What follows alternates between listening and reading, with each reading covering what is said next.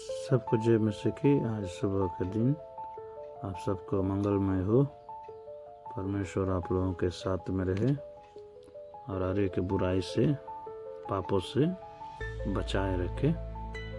विशेष करके हम लोग आज एक वचन को अध्ययन करेंगे।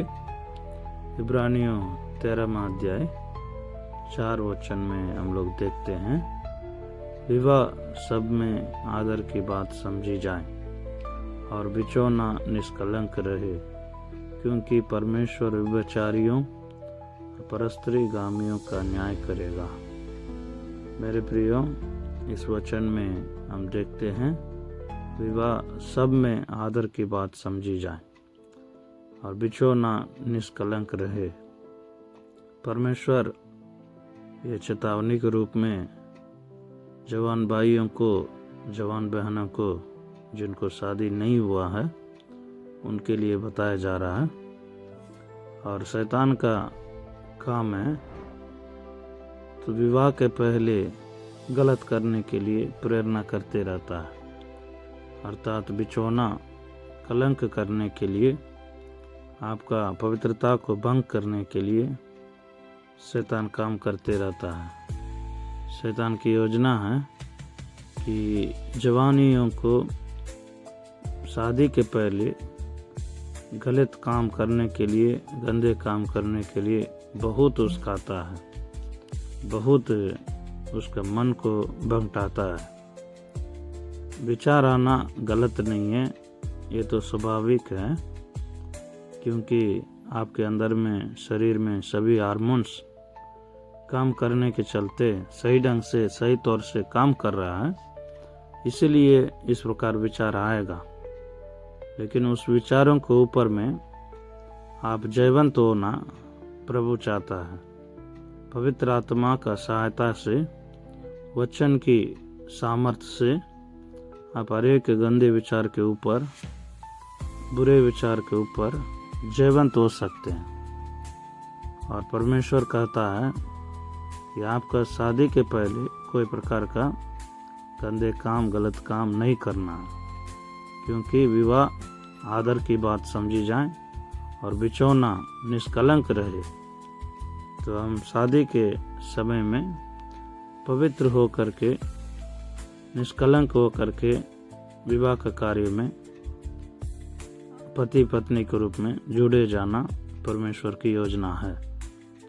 लेकिन परमेश्वर हम लोगों को ये चेतावनी देता है कि आप अपने जीवन में निष्कलंक रहे, पवित्र रहे और परमेश्वर की आशीष के लिए योग्यता रखे।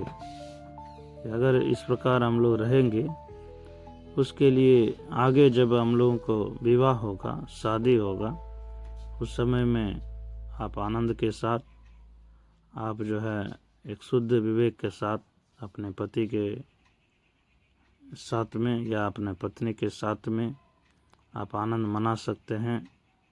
आपका विवेक शुद्ध रहेगा, आपकी जो है ये विवाह का संबंध पवित्र रहेगा, परमेश्वर का आशीष होगा, आपके बच्चे भी आशीष का संतान रहेंगे। इसलिए परमेश्वर यही चाहता है कि हम लोगों का संतान पवित्र रहे और हम लोगों का बाल बच्चे भी पवित्र रहे। तो इसलिए हम लोग शादी के पहले कोई प्रकार का गलत संबंध में, व्यभिचार में या परस्त्रीगामियों में नहीं रहना है। वही ये वचन दर्शाती है। और अपने आप को बचाएंगे, विशेष करके जवान भाई बहनों, और रोज़ प्रार्थना कीजिए, पवित्र आत्मा का सहायता को मांगिए, वचन को अधिक से अधिक पढ़िए। परमेश्वर का सामर्थ्य के द्वारा आप उस प्रकार के विचारों से और आप जयवंत हो सकते हैं। तो विचार आना स्वाभाविक है, गलत नहीं है, क्योंकि आप एक जवान हैं, आपके अंदर में हार्मोन सब सही से काम कर रहा है, इसलिए इस प्रकार विचार आएगा। लेकिन आप परमेश्वर के सामर्थ्य से उस विचारों को आप दूर रखेंगे। आप बोलना है अपने शरीर को, अपने हार्मोन्स को, कि आपके लिए उचित समय रखा हुआ है, तो परमेश्वर का समय रखा हुआ है। जब परमेश्वर हमारे लिए जोड़ी देगा उस समय में मैं आनंद के साथ और इस संबंध को हम जो है आनंद मनाएंगे, इस संबंध को जोड़ेंगे। इस प्रकार जो है आप अपने आप को शांति दीजिए और परमेश्वर आपके जीवन को शांतिमय, पवित्रमय, आशीषमय बनाने पाएँ। आमीन आमीन। और भी 2 कुरिन्थियों 7वां अध्याय का 1-2 वचन में भी इस प्रकार लिखा हुआ है, सो ये प्यारों, जबकि ये प्रतिज्ञाएं हमें मिली है तो आओ हम अपने आप को शरीर और आत्मा की सब मलिनता से शुद्ध करें और परमेश्वर का भय रखते हुए पवित्रता को सिद्ध करें। हमें अपने हृदय में जगह दो। हमने ना किसी से अन्याय किया, ना किसी को बिगाड़ा, ना किसी को ठगा। मेरे प्रियो, इस वचन में भी और पहला वचन में, हे प्यारों, हमारे लिए एक प्रतिज्ञा मिली है। वो प्रतिज्ञा क्या है? परमेश्वर का आनंद, स्वर्गराज और खुशी और आनंद, आशीष और संपन्नता और सुखमय जीवन, ये सब हमारे लिए वायदा के रूप में मिला है। बाइबल धर्मशास्त्र में बहुत सारा वायदा है, विशेष करके इस संसार के लिए भी और मरने के बाद स्वर्ग के लिए भी।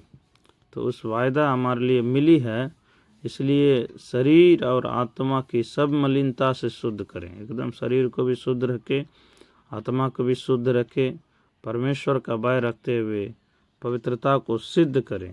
वचन यही कहती है। इसलिए हम और पवित्रता के ऊपर पवित्रता में आगे बढ़ने के लिए कोशिश करें। अंत के दिनों में शैतान जो है बहुत सारा गंदे विचारों को डाल करके पाप में गिराने के लिए बहुत ज़ोर शोर से कोशिश कर रहा है। संसार के लोग, बहुत लोग पाप में गिर रहे हैं, लेकिन हम परमेश्वर के चुने हुए लोग हैं, अलग किए हुए लोग हैं, परमेश्वर को बेटा बेटियां हैं। इसलिए अपने आप को पवित्रता से बचाए रखे। परमेश्वर आप सबको मदद करे, आशीष करे। जय मसीह। धन्यवाद।